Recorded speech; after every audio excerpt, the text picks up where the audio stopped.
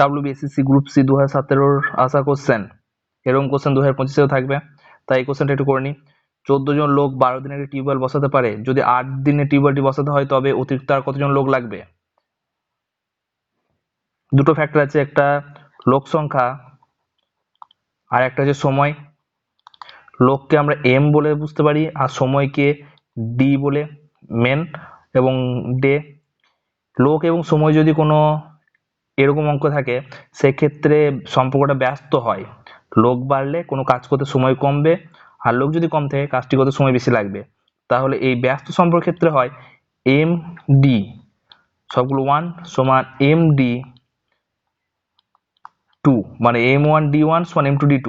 প্রথম ক্ষেত্রে m1 হচ্ছে প্রথমের লোক, d1 হচ্ছে প্রথমের সময়, m2 হচ্ছে দ্বিতীয় ক্ষেত্রে লোক, d2 হচ্ছে দ্বিতীয় ক্ষেত্রে সময়।